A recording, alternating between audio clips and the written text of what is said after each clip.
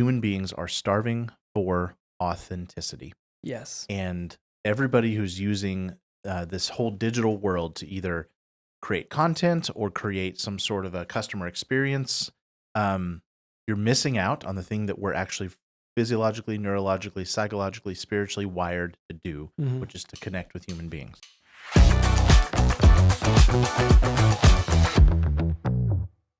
Welcome to the Maven Marketing Podcast. Today is Maven Monday. I'm your host, Brandon Welch, and I am joined by Caleb, Unsolved Mysteries Agee. It's dark in here. The vibes have changed. Nate, the camera guy, has worked day and night. We have a brand new set, brand new lighting. There's this like beaming sun right above me, and it's amazing. We're gonna post a behind the scenes picture so you can see what the studios of Maven Marketing are really like. Oh yeah, it's cool. It's interesting, and it is the new year. It is. Happy New Year's. Happy New Year. New Year. New Year. It's not hopefully New Year's. Right? Yeah, you'll have years. Many years coming. Yeah. This is the place where we answer your real life marketing questions so you can eliminate waste in advertising, grow your business, and achieve the big dream. And today's big dream question is all about 6 marketing trends you need to be aware of if you are marketing in 2024. But before we go there, I just want to say we sent out a survey. We did. And if you didn't hear about the survey, we would like for you to fill it out. Pull over right now. Click it.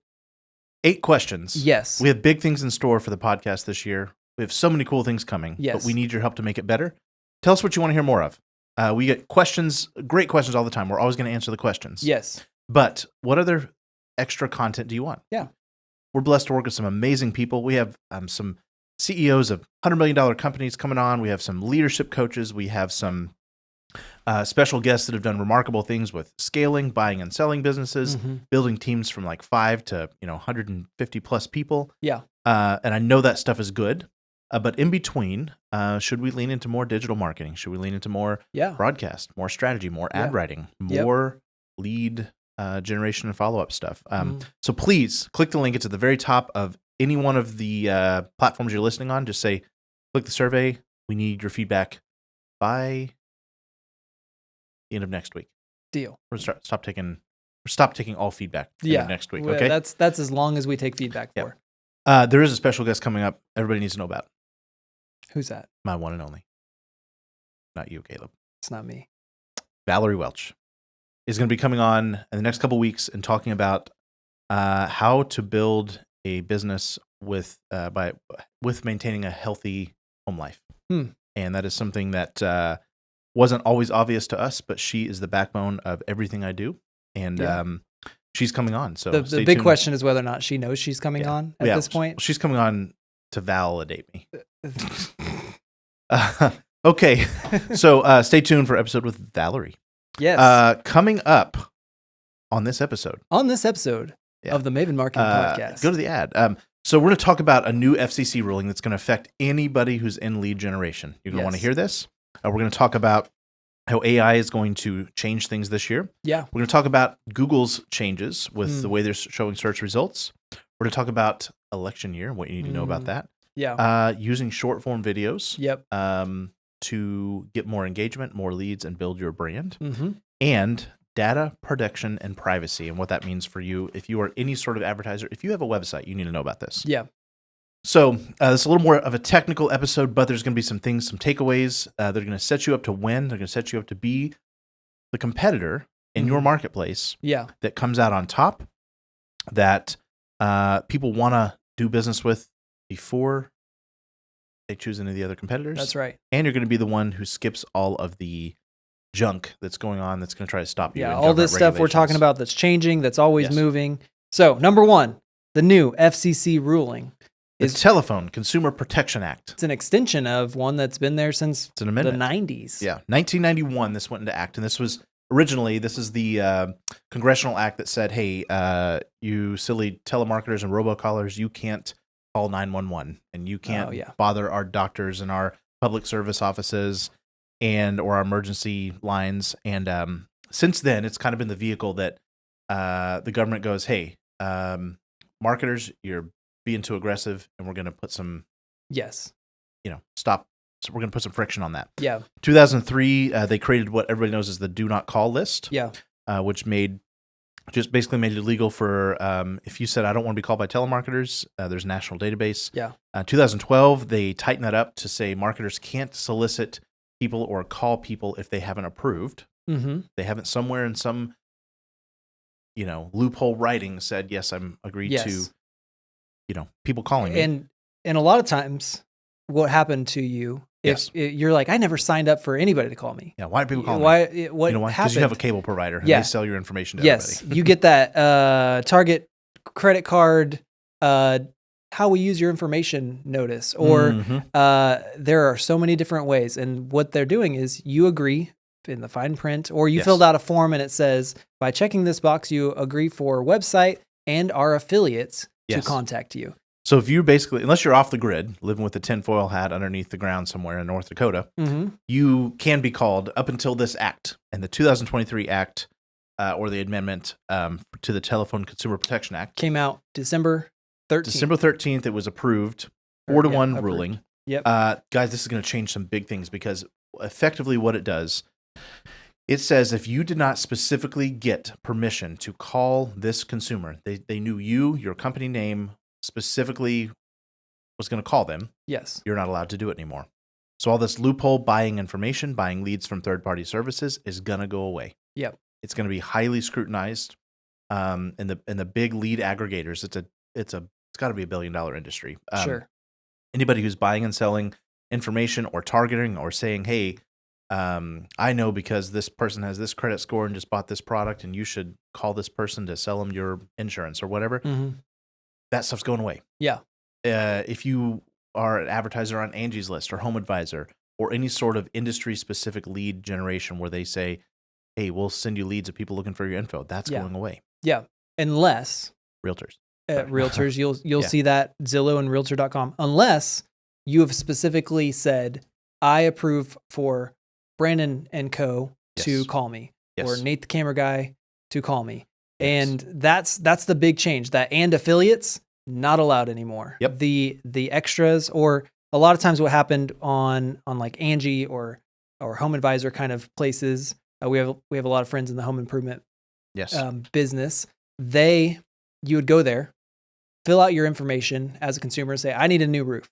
They would sell your information 8 times for hundreds of dollars a piece, make $3,000 off of you. And then you'd have 8 different roofing companies calling you all of a sudden. Now, I have to explicitly say I'm okay with Brandon the roofer calling me. I'm okay with Nate the roofer calling me. He's Nate the camera guy. But... He's Nate the camera roofer. Yes. I don't know how that works. But you have to explicitly say who you want or who you will allow to call you. Yes. So what this means for you, also, by the way, it's putting an end to spam texting. Yes. With tied up in this kind of amendment, it's like companies, you gotta have what they call a topical relevancy to calling that person. So you can't just be like, oh, well, I saw you at the mall one time and now I can call you. You have to be like, no, we saw you. You literally specifically on our website said you like information. Yes. It's a big deal. So the proposed rule addresses a number of areas, but notably the rule would require texters and callers using certain regulated technologies to obtain prior express written consent. Express written consent. Yes, you can call me or text me. Mm-hmm. And we're linking to the FCC. It's a 72-page document that outlines all this, but the big highlights are you can't call people, you can't buy leads from a third party that you didn't get specific consent from, and you can't text people. Yep. So what does this mean?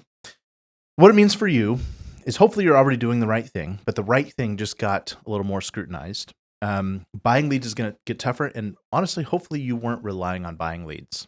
Like, this is really bad news for people who have not built a strong brand. Yeah. You're buying leads from somebody else, not even buying your own leads. Yes. Man. Exactly. What's going to happen is for the Angie's List and the Home Advisors to stay alive, or the legal, websites where people go on and shop for an attorney or whatever, or shop for insurance or whatever, for any of those to survive, these companies are going to have to say, cool, not just give us your information, but hey, would you approve of Caleb calling you? Would you approve of Brandon calling you? Insert your brand name has to be on that list. And what consumers are going to do, what are they going to do? They're going to check the ones that they like or know or trust. They already know about. Yes.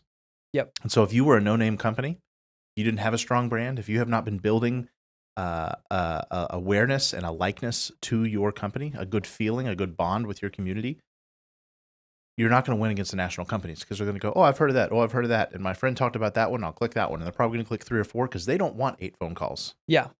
They probably wanted to shop 3 people, get an idea of price, and the national brands are going to win, or the strongest brands are going to win. Unless you are the local person who's been using this thing called tomorrow marketing from the Maven method, and you are winning over customers long before the sale. Yeah. So if they recognize you, they'll still click you on these things. But the truth is, if they recognize you and know you, you don't need these third parties to be involved. No, hopefully. Second thing is you're going to have to get really good at creating your own leads. Because as this third party thing goes away, it's going to create a vacuum. There's going to be more people being aggressive and trying to generate their own leads versus buying them. Yep.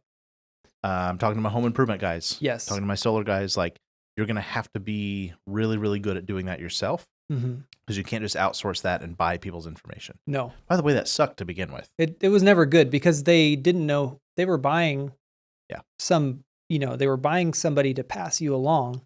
It's so much easier to make the sale. Your close rate will be higher. Your appointment set rate will be higher when you are the one they asked for. Yes. In the beginning. And I want to call Randy. I want to call Mike. I want to work with Joey. And gosh golly, I like that guy. So this is good for the consumer, but it's also, I think, it will force businesses to be authentic, to be what they need to be in this. So cool. And then hopefully you weren't one of these third-party lead generators. I'm sorry for you. Go into the branding business would be my best advice. Okay. 2. AI. It's in the play. Al. It's happening. Yep. Al. We'll continue to change things, but people really are just craving authentic relationships. We've seen this entire movement of automation. We've seen this entire movement of, you don't have to hire a receptionist or you don't have to hire an extra person. Let a robot do that for you. And you know what? Good for the developers, good for technology, good for the world that we can do those things.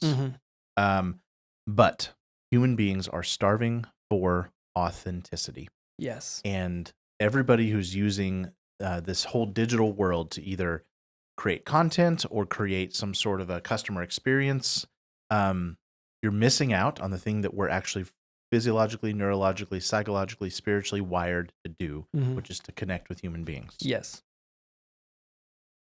There's no replacement.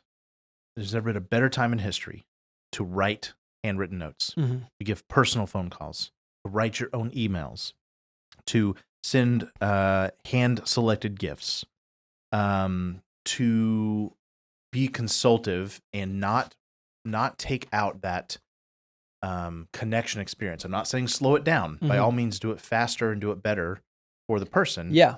But take away all the friction and take away all of the plastic around your experience. Yeah. And you will be the one that just excels and becomes this like highly reviewed, highly reputable, highly bonded company. Yeah. Yeah.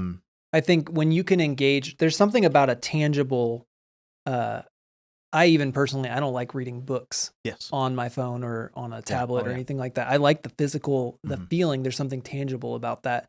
And I think if you can engage. He communicates on parchment. I'll write on a scroll and send it on. If you can engage with people in a multi-sensory way, so that's why audio and visual works well. But then if you can tap into a third sense where there's a touch, where there's a smell, where there we have, I don't know if that's even in the shot. We've got the candles burning. Get the Frank and Maven candle in the background. Is it in frame, Nate the camera guy? MB Homestead in Ozark, Missouri. Yeah, guys, we go.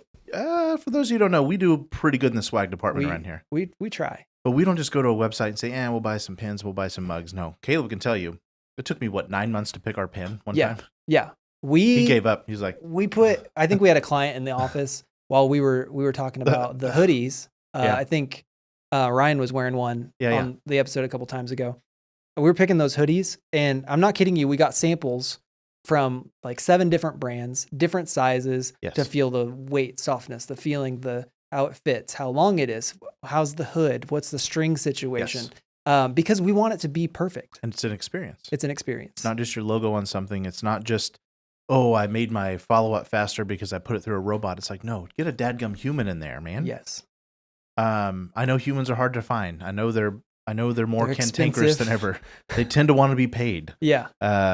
Nate, the camera guys are expensive, but dadgummit.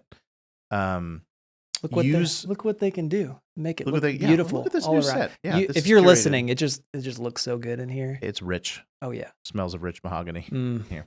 Okay, what does this mean? Be highly skeptical of anything that's trying to replace the human experience. Yes. You do not want to use technology to replace the human. You want it to use it to enhance the human. Mm-hmm. AI is not going away, and you know what? It's gonna make the world better in a lot of ways. Yeah. But especially at the moment you're communicating with that person, just be skeptical. Yeah. And a rule we actually have here in the office is everybody needs to read what they've written out loud. Yeah. People walk by my office and they're like, "Did you say something?" I'm like, "No, I was just writing this email," because I'm mumbling it. I'm saying it literally out loud. Oh yeah. While he's talking to himself. Oh, he's just talking. That's to old himself man Agee. Yeah, I'm mumbling this email because if it doesn't sound like me when it comes out of my mouth, if it doesn't sound like Caleb, it's not me. And so I want to make sure that these have an authentic feeling. And you should encourage all of your team members to do that. The worst thing you could do, I've actually seen a client adopt this recently, where their emails all of a sudden sounded very prim and proper, and they were using $5 words where they previously didn't, and it was very articulate. Yes. But that person would not call themselves articulate in the first place, and it seemed fake. It didn't seem real, and I want real. When you're working with a real person, the way they write their emails, even if they're grammatically poor, that's an extension of their personality. Yeah. I know some of my friends are going to write that way. I know some of them are not. And I look forward, and it connects me to my past real experience. And when I see this fake thing, I secretly know that's not Chris. Yes. That's not Mike. Yep. I'm going, So. Yeah. There's a balance there. You also have to present in professionalism and all of that, but you can still sound like a human. Yeah. Personality is what we're talking about. Yes. All right. Speaking of personality. Google. Point number 3. More personalized search on Google. So in the past, Google has been kind of a game of, can I get on page 1? Yes. And it was, how high are you on page 1 universally? If Caleb and I searched for, estate planning attorney in the same town, we would probably see the same result. Not anymore. Google says, nah, we're going to make the search more personalized. Yeah. They're going to pay attention to what Caleb searches, the types of things he clicks on. Yeah. Is he more of a... I read blog articles, yes, or FAQ type of pages, and Brandon likes to read the pricing page. Yes, or Caleb is more apt to go with national brands with big, sophisticated content, and I'm more of a local guy that just looks for the chuck in a truck. Yeah, like they're using signals to determine what does Caleb want to see, what does Nate want to see, what does Brandon want to see, and our results may be different. Yeah, I might consume more video content than you. Yes, which they would then serve me more videos higher on the page. And you guys may have seen this already, but they're now saying they're giving the user the option to go click if you want to see more content like this, and it's informing the types of things that perpetually, as you search into the future, that they will start to show you. Yeah. So what does that mean for you guys? That means that you need to start writing your content and start doing your website and start writing your words with a very specific idea of the type of person you're trying to attract. Yeah. And it's not just about this prim and proper check the box, I did SEO. It's like, what is my brand voice? Yeah. Am I writing in a short, conversational style? Am I writing in first, second, or third person? And there may or may not be like a super right or wrong answer, which is going to drive some people nuts. It's like, no, what do I need to do? But all this comes down to every part of your brand that's stronger is going to indirectly affect search results. Yeah. And it's an opportunity, because if you are the company that is easier to read, that is giving answers in a more convenient form, because you are the one thinking and empathizing and going, what is the best thing for my most ideal customer? And you're writing, creating content in that way. And you're not going, what do the nerds say? And trying to hack some system. That's going away. It's always been going away. Google's been trying to make that go away since its inception. Yeah. It will always be about what's better for the human, but now the tech is going, Nate sure likes this content. And so if you're a younger brand, probably write in a younger voice. If you are talking to more sophisticated, skeptical baby boomers, probably write in that type of a voice. By all means, though, use the principle of empathy. Yeah. And tactically, there is something I think you can do in your search engine content. Google's showing a lot more of this people also ask thing. And what they're doing is they're looking for very structured parts on your website, sort of an FAQ, like maxing out your FAQ answers. Yep. What does this cost? What are the other pricing options? Yes. What makes it cost more? What makes it cost less? Where is it made? What material is better? Why would I want this material? What climate? What climate does this thing apply to? Talking to my medical and legal people, like writing very specific answers. Think about being the WebMD, like giving a super succinct answer as to if you're having this problem, it could be one of these 9 things. Yeah. Possible solutions. Yes. Yeah. And all this era of like, ooh, fill out the form. We're going to get with you on a consult and we'll tell you all the information then. That is out.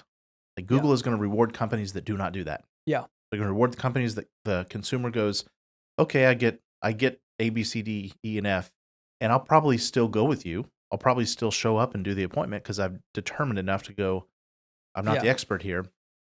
But the more information you can give in a bite-sized, enjoyable format, the better you're going to do. Yep. That's it. That it? That's it. You know what? And that equates to also being the one they liked more before they even hit search. There it is. Cool. Number 4, it is an election year. Get out and vote. Yeah. Get out and vote. Go vote. Register if you haven't already. Got some primaries and some some not primaries. No. Yeah. The general elections coming up. Yeah. So a few big points here. One, hopefully you've watched our episodes on getting the best deal on media in 2024. It's election year, which just means there's going to be less supply, more demand on inventory in a lot of markets. So I'm talking about TV, radio, print, anything that a politician could come in and say, I'll pay double the price and kick us little advertisers out. Yeah. The way you combat that. Even on, I would say on digital and social platforms, it will drive up the cost. It will. Because there will be a demand on people's eyes, right? Yes. We pay cost per thousand. That's going to go up a little bit. Last election, I watched the cost per impression, which is effectively the efficiency of the media. Yeah. Gas mileage of your of the media. I watched it go probably double the cost for the same thing I was getting maybe a couple months before that. Yeah. So we were paying $20 CPM. It wasn't uncommon to see 40s and 50s. Yep. So what do you do about that? You buy early. You put in your buys right now. Yeah. Or hopefully 2 months ago for TV, radio. There's a limited amount of spots, and if you were the first one who said, "Yep, I'll take that spot," big bad politician comes out and says, "I'll pay 3 times the spot," or 5 more politicians come in. If you're at the first in, you're the last one that gets kicked out. Yeah. So if there was 20 spots and you were number 3 to buy and raise your hand and say, "I want it," and a politician comes in, he's going to kick number 20 out, number 19, number 18, number 17, number 16, and it has to go all the way down to you, and that protects you when you're the one placing an annual buy. Yeah. So buy it early and buy it often. Have the courage to plan out the whole year. Yep. For the love of it, do not stop advertising. Politicians do not make people not buy things. They make them wait, maybe. Yes. Caleb's going to talk about that in a second. But you want to be the voice that says, guys, it's all good. It's a good life. Hallelujah. We live in America. We've got good things going on. Yeah. We're the good news on the street. The news, your politicians want to convince you that the sky is falling. Maybe you can feel that for a minute, but guess what? We're all going to wake up and go, the sky didn't fall. And if you were the voice there in their sleep, in their unconscious, in their anger, in their frustration, and their depression, you were the one going, gosh golly, I'm a good company. I'm doing good things, and I want you when you're ready to have me. Yeah.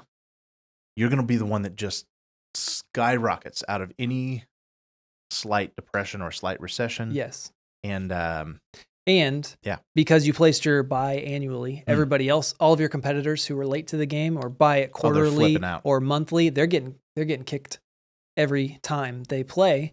And so you get to be there, or they probably pulled theirs because they were scared of the election year, or they didn't want to deal with it or whatever. And you are winning doubly because they are not being seen and you are. All of my smart friends are clients. Seriously, like they know better by now. They know, oh yeah, we're staying the course. Yeah. We're in. Guys, they're growing where everybody else is kind of like flubbing, right? Yep. All the ones that are just staying the course are going, hey, my buddies are pulling out. What do you think of that? And I'm like, feel bad for your buddies. Yeah. Like, they won't feel it next month. Yes. But they will they will after the time of that comes back around. The other thing I'm going to say about election years, we've seen 3 or 4 doing this marketing thing, and the thing that everybody does every single year. Well, I'm gonna wait till after the election. See if this country goes to hell. Yeah, basically everyone holds onto their wallet a little bit tighter. The population at large holds on their wallet because they assume the other guys, doesn't matter which one the other guys are, the other guys are gonna take over and screw everything up. And so everybody waits just a little bit, especially in that later October, November range. And everybody just kind of assumes. And then when the year wraps around, they start to let go of their wallets a little bit more, and they're okay with, especially in big purchases, we see a lot of that just slow down a little bit. It slumps just slightly as you come into it, but that does not mean that those sales won't come. They just come at a different time. And I think that's the thing that we have to pay attention to is it's not a seasonality thing. It's more of like they're just waiting. They're waiting for just a little bit longer, and you then need to be in their lives during the waiting season. Yep. And if you're not, you're going to lose. Yep. So no doubt. Hang on. Don't be afraid if you sense that. Spring is always coming, man. It's coming around. And proverbial spring, that is. So maybe the real spring too. Yep. Have staying power. Yes. Today, tomorrow, here when you need us, sort of thing. Number 5 is use short form videos. This goes back to a little bit of our brand and authenticity. And while people are starving for convenience, but that never meant they wanted lack of a human being. One of the fastest things you can do, because you have Hollywood production studio in your pocket, like literally, like what it took $10,000 worth of cameras to do even 5 years ago. Probably your phone does it better. You can be a video producer, and I'm not talking you got to be some slicked up person. You can go all the things that somebody would have had to wait for to learn in your consult. Yep. All the things they would have had to come to your store for. All the things they would have had to previously sit through a 45-minute presentation.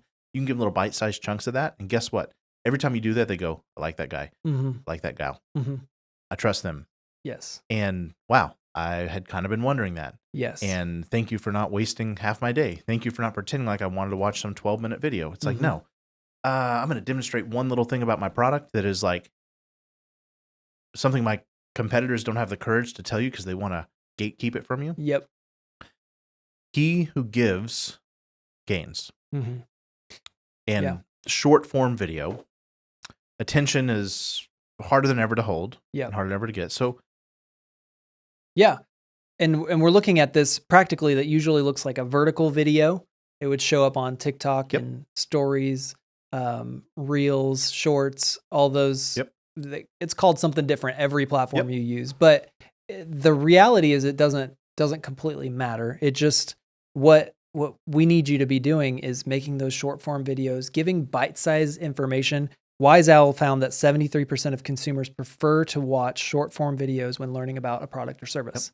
They don't even want to read about it as much as they did. Everybody knows they can hit the rewind button. If it was a little too short, they can go watch it 3 times.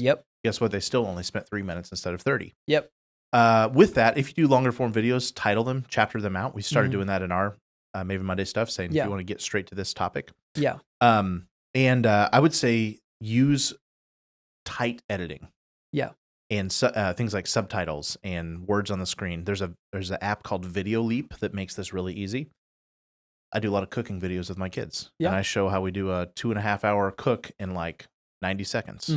And people love it. And so, short videos, edit them. And just for fun, we're going to do a quick short form video right now. And Nate is going to edit this. And you're going to find an example on our YouTube Shorts, on our TikTok, and our Facebook Reels. And so here we go. If you want to win in marketing in 2024, what you got to do, you got to be personal. People are tired of replacing the human experience. So if you're using digital media, digital tools, AI to replace the human experience, what you want to do is use it to enhance it. You want to be the brand that people think of first, feel the best about. You do not want to make people go on a long journey to find you. You want to give them short bits of information right up front. This is what the algorithms are rewarding. This is what human beings are rewarding. And in a year of political and election noise and hype. This is what people are desperately starving for. Be the authentic company. Be the one they like. Be the one they trust long before they have to go looking for you. Boom. Right. I just rambled that. Nate's going to cut out the garbage. He's going to make that into like a little 18-second video, and it's going to be on our shorts. So you guys go check it out. And just pay attention to the editing style. And what you need to know is that the algorithms are favoring this. Yes. Because it's the way people have preferred to consume their content. So that helps your organic content, for one. Yes. Instead of just doing a random post. Helps your brand. It helps your brand. Helps your trust. I'm connecting with a human. Hello, we just talked about that as well, because there's somebody talking to me. But then also, instead of also on paid content. So when I'm doing social media advertising, we've seen such a big power in this. Instead of kind of a stock B-roll or just kind of some standard graphic on your ad, an authentic vertical video inside of that will cause me to stop the scroll while I'm flipping through looking for pictures of puppies and grandkids. It stops you and you're like, oh, this looks authentic. And it just happens to be a guy named Tyler showing me a window. Yes. He's doing a great job of this, by the way. Yeah. And he's getting really good cost per views because he's not stopping with all the fluff. He's not saying, let me tell you about all my years of experience. Let me tell you about my granddaddy. Don't care. There's a time and a place for that, for your story. But you can enter in these quick little rapid bursts. Imagine if you had 10, 15, 20 times more exposures to your client because they stopped and paid attention to you than any of your competitors. Yeah. Who are they going to choose? You. The one they already like. Even if they shop you against somebody else, they've already believed and trusted in you. Cool. Last one. Data protection and privacy laws are going to continue getting more stringent. And kind of local businesses have kind of been able to skate past and just be like, that's the big, that applies to big corporations. Here's where it's affecting you guys. Things we were able to do even a year ago with targeting are disappearing. Yeah. So, going and targeting the 34-year-old mom who has a golden retriever and likes yoga, that's kind of gone away. Yeah. Google's like, we can find some 34-year-olds and they're probably moms, but the golden retriever and yoga stuff, that's too personal. Yeah. At Facebook, right? So if you've relied on a heavy amount of targeting, that's just tough right now, and it's getting tougher, and it will continue to get tougher. Yeah. It's also affecting Google tracking, conversion tracking.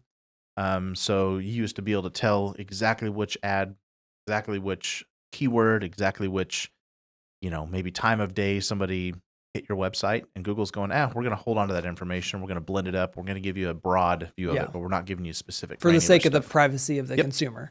Government's coming down. Yeah. Politicians are getting younger. They know how to use the internet now. So they're going, that's not right. They know too much about our consumers, our population. It started in the UK probably 4, 5, 6 years ago. Actually, I don't have the number on that. And then California adopted it first in the United States. But those privacy laws are continuing to roll out. And then the browsers and devices, Apple specifically, even Chrome, they are helping to block these cookies and tracking protocols that are happening across these websites. So this whole allure of, I got to target the right person and that's how I'm going to spend my ad dollars. Guys, honestly, that's never been the best plan. No. There's been a pocket where tech went faster than people's reality and awareness of how creepy it was. And so people got away with that and it seemed like magic for a while. It was honestly in time that actually wasn't going to work out anyway. Because consumers still go with what they know. This is still a human world. Our brains have yet to be replaced by computer chips. Yeah. And be human. Yeah. Be the one they like first. Yep. Be the one they trust first. Actually, when you target more, you usually pay more. Oh yeah, that was always a thing. That's been really a thing now. Big factor, and now it's exponential. I have a campaign right now. We're running for it's like 17 or 18 medical clinics across a region, and we ran two studies or 2 ad campaigns side by side, and one of them was really, really targeted, and one of them was really broad. It was just kind of all people or maybe people within a really wide age range. Yeah. And the one that is winning, delivering to more people for way cheaper cost, way, way cheaper, like a third of the cost, is the one that's not targeted. Yeah. And it actually, even though it's reaching some quote unquote unqualified people, those people actually know the other people who are qualified. Yes. and it's producing a better lead volume result. Yeah. So yeah, that's just one that just popped in my head, but there's a bunch of those going on. Yep. So lean less on targeting, lean more into winning the customer over before the sale. Broad media is going to help you a lot. Mm-hmm. Even if you're using digital media, shed some targeting options off of it.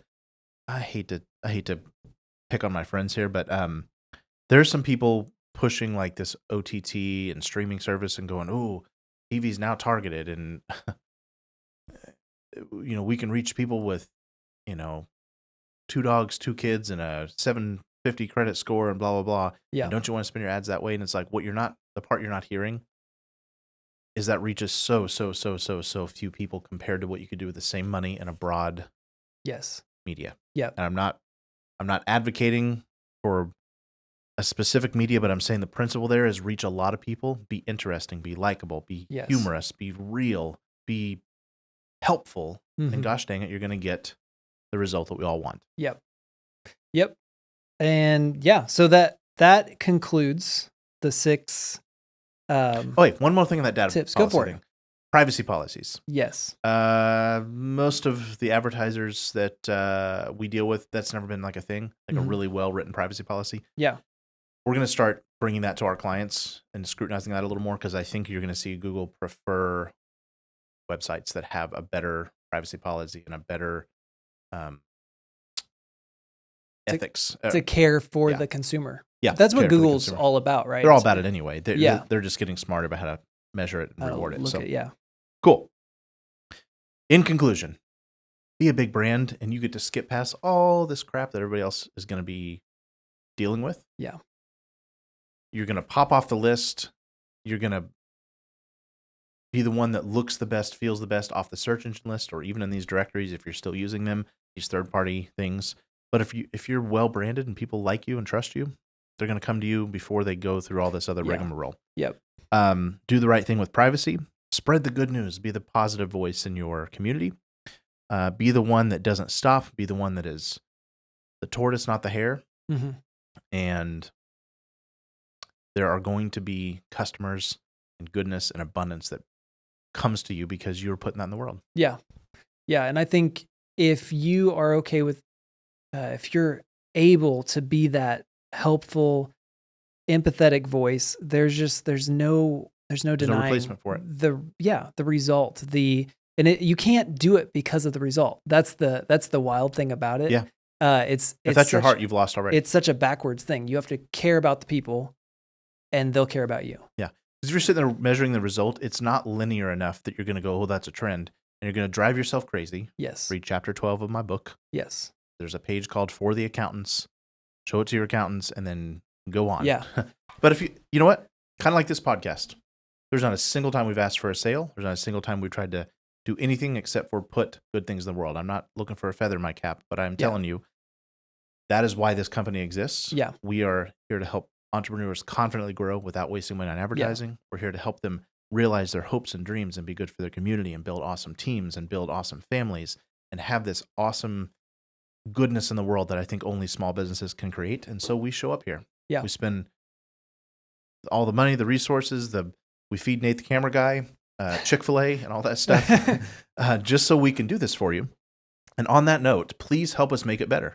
Our version of empathy is this silly 8-question survey we have, but we want to serve you guys so well this year. Yeah. We want you to start your week with confidence, end it with a good feeling, skip over the mistakes and the headaches that are going to slow you down. And we've just been doing this. It is our 10-year anniversary this month. Yeah. Frank and Maven is 10 years old. Like 20 days or something like that. And that means I've been doing this like 17, 18 years now. And I just, we're giving you all the stuff that you can avoid so you can get to victory. And so we will be back here every Monday answering your real life marketing questions so you can eliminate waste in advertising, grow your business, and achieve the big dream, because marketers who can't teach you why are just a fancy lie. Have a great year. Have a great week. Have a great day. We'll talk to you soon. See ya.